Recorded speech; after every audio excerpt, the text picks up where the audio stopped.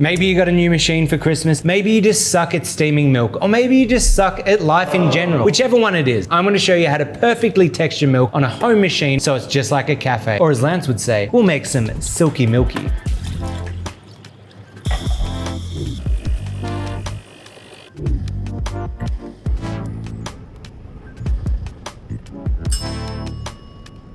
So make sure to save this video and pull it up whenever you need to steam milk. Today we're going to do it on the Breville Barista Express because it's just one of the most popular machines, but this information applies for DeLonghi, the Ninja Luxe, Sunbeam, KitchenAid, whatever. Whichever one you got, it all applies here. But remember, it is going to be different than steaming on a commercial machine, so there's going to be lots of helpful tips for a home machine like this one. Today we're going to be going through the milk jugs you should use, the methodology, and then we're going to do a full demonstration from start to finish of steaming milk so you can see exactly how to do it. First up, milk. Full cream dairy is the best milk for steaming. It's got the perfect balance of fat and protein, so you get that really silky, velvety texture. You're not going to get that thick, stiff layer of foam. It's going to be one homogeneous consistency that just tastes great. Now, as you move down to like skinny and no fat milks, the more fat you remove, the more stiff the milk is going to get. So with like a low fat milk, it'll still be silky, but it'll get a bit stiffer. And then with no fat, you're going to get that really stiff layer of foam on the top. Then for alternative milks, you can use those as well, but just make sure to get a barista edition. They add a bunch of stuff to this so that it textures like dairy. They've got some gums in there, they've got some oils, whatever it is, it just makes it so that it's that kind of silky consistency that you're used to with dairy milk.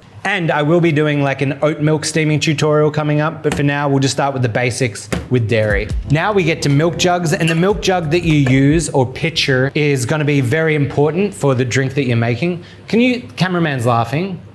I want silence from you. I've had enough today. So the jug you're going to use is important. Oh my God. All right, the milk jug that you choose is going to be very important for texturing and making sure that you get great milk. The reason is you need the right amount of milk in there so that you can create a vortex and texture it. If you go too little, it's not going to spin, it's going to get bubbly, it'll be terrible. And if you go over, there's going to be too much and it's going to fly out the sides when it's spinning. So pretty much for every single jug that you use, you want the milk filled up to just below the spout here, just on that little side part of the spout. This is a 350 ml, and that'll be perfect for like lattes, cappuccinos, that kind of thing. If you're making 2 drinks or larger drinks, you want to move up into the 450, 600 kind of size of things. And again, filling it up to the spout. If you were to make a cortado or a piccolo, you'd probably want to go smaller than this, otherwise you're going to be wasting milk. You'll be throwing out 100 ml of milk each time you make a coffee. I recommend if you're just doing solo drinks, the 350 ml is really good. So before we start steaming, there's methodology that you need to know. So there are 2 stages to steaming. The first stage is aerating. This is when we put the steam wand right near the surface and let in little rips of air. This is adding big bubbles into our milk. The second stage is texturing, when we don't want to let any more air in, and you just pop the steam wand a little deeper and create a vortex. As it spins, it's going to pull down all those bubbles. It's going to texture the milk and break it into a tiny little microfoam. This is what makes the milk silky and velvety.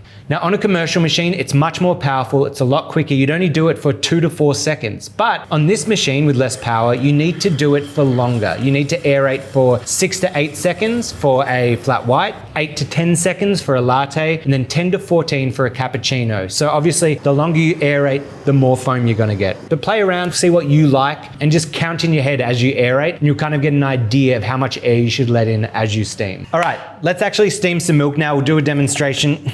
Cameraman, come on, spin it round. Chop, chop. Speed, efficiency. Thank you. Oh my, well, we're gonna turn it a little bit this way so they can kind of see a little bit of what's happening, you know? Okay, we're gonna start by pulling a shot. We've got our signature blend here. Beautiful coffee with a really nice crema. It is important to use fresh coffee and have a nice crema. It's gonna make it easier to pour your latte out. Then for your milk, make sure that it's filled up to just below the spout here to make sure that you can texture properly. First thing you need to do is purge your steam wand. Just turn on the steam wand, and this is going to get rid of any water, any excess water that's built up in the wand. It's also going to help bring it up to pressure because you don't want to start with no pressure. Oh, the coffee puck just fell out.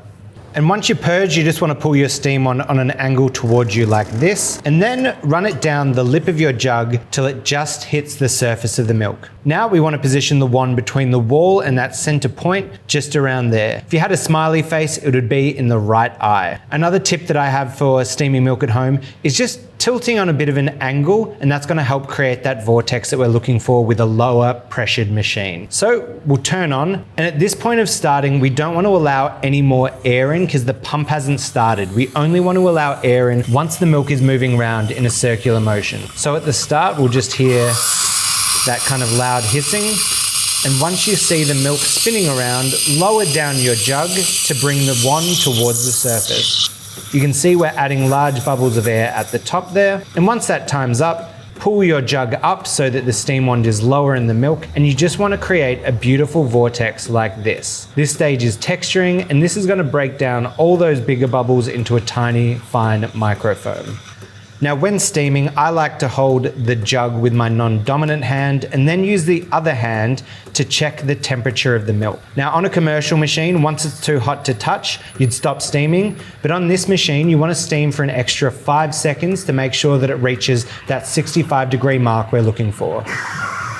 Turn it off. Now, the first thing you need to do is wipe down that wand so you don't get a buildup of crusty milk on the side, and then give it one final purge to remove any of the excess milk that might have gone up into your tip. Then with your milk, if you have any bubbles on the top, you can just give it a little tap, give it a swirl, and swirling it like this continuously.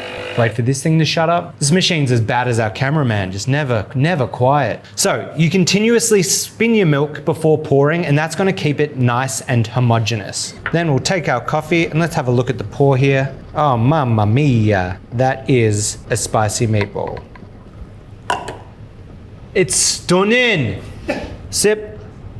Velvety, silky, as good as a cafe. All from a machine that's like $600 or something like that. I don't know costs because I'm so rich. I'm like Bill Gates. I don't know how much a liter of milk is. Peasants. Make sure to keep following these tips. If you want to make silky milk, we're going to do an oat milk video coming up. If there's any other alternative milks you'd like to see, let us know. Tell a friend about us. Share it. You know, you can honk the subscribe button if you want. It's a bell. We have a bell. Coffee up.